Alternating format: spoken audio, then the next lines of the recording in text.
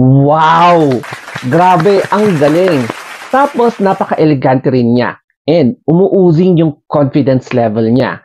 So presenting you, eto yung full performance ni Sofia ang Arcangel from the Philippines for Miss International Queen 2024. Unahin na natin ang kanyang speech during the preliminary round ng Miss International Queen. Kaya naman pakinggan na natin ngayon.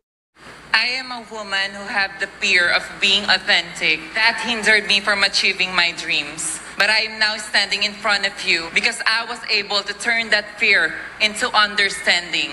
Gender equality improves our world by having the authenticity, by showing yourself and expressing your dreams. With this, we can create a world wherein it is inclusive for everybody and diverse for everyone. They can express themselves and they can be productive because they became true to themselves. Thank you. Napansin natin sa speech niya yung confidence factor. Ang linis ng pagkakasabi niya sa kanyang speech and wala kang mararamdaman na ninenervyos siya, hindi siya nag-pose, hindi siya nag-tremble, hindi siya naging absent-minded, mga ganyan. Tapos, saktong-sakto lang yung speech niya. Hindi siya nag-over doon sa given na time. Kaya, congratulations for a job well done sa Q&A. And ngayon naman, yung kanyang swimsuit.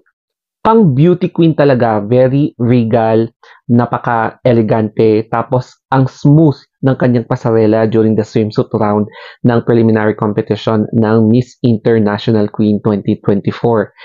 Wala kang makikita talaga na very awkwardness na pinapakita niya, no? Tapos, nag-go with the flow lang siya, tapos yung stage presence niya, parang umaapo talaga siya sa confidence. Hindi exaggerated, hindi rin kulang, lalo na sa mga posing-posing kineme niya. Tapos, makikita mo na, wow, very vibrant. And ang isa pa dyan is, siguro, pwede mo sabihin na may resemblance sila ni Pia Wurtz ba? Lalo na sa kanyang smile, no? Parang similar sila ng smile. Ganda ng smile niya and it really it brightens up yung kanyang aura doon sa stage.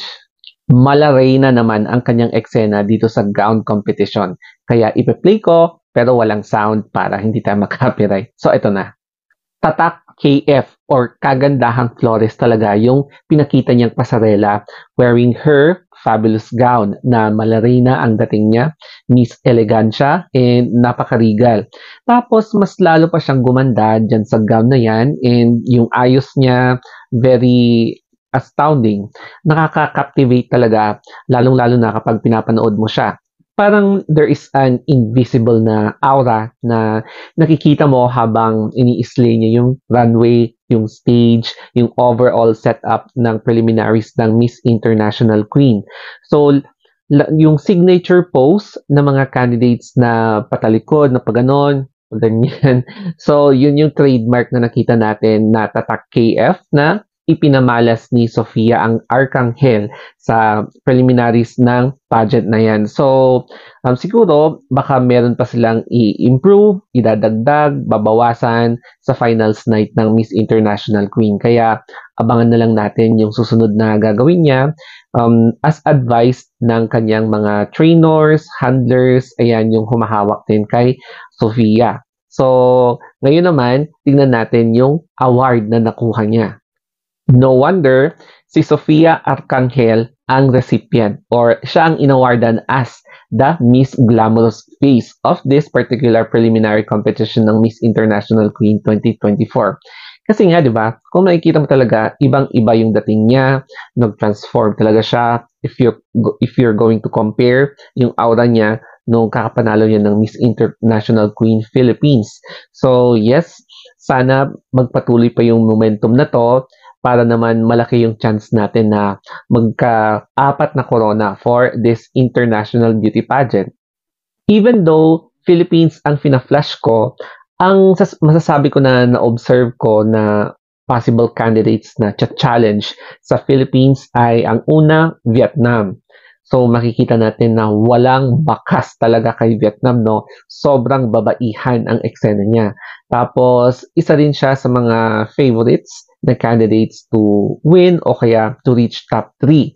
And then aside from Vietnam, ang USA. So, iba din si USA, no? Medyo bigating kalaban din to kasi sumali siya sa Miss USA. So, nanalo din siya sa state nila. Kaya matinding kalaban din si USA. She is very eloquent. Talagang maboka siya. Kaya humanda si Sofia kay USA. And then, marami ding mga ibang candidates na malaman yung kanilang speech. No? Makikita mo na from the heart yung kanilang speech. Tapos, mararamdaman mo din kung na-memorize nila yung speech nila. So, abangan na lang natin sa finals night kasi marami ding mga dark horses. We are hoping for the best for Sofia Arcangel para sa Miss International Queen 2024. Pero, wag tayong masyadong umasa. It's because kapag hindi nakamit yung goal kasi masasaktan lang tayo. Pero, andun pa rin yung full support natin kay Philippines. So, go lang Philippines, malay natin.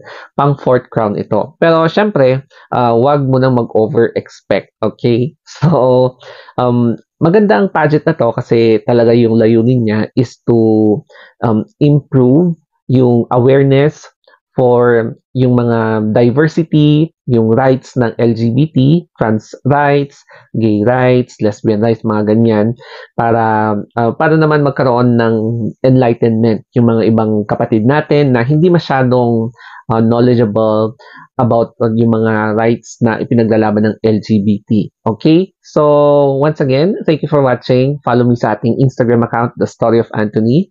Ayan po. And then, of course, sa YouTube, Facebook, TikTok, Threads, and Twitter. So, that's it guys. Sana nag-enjoy kayo and always think positive.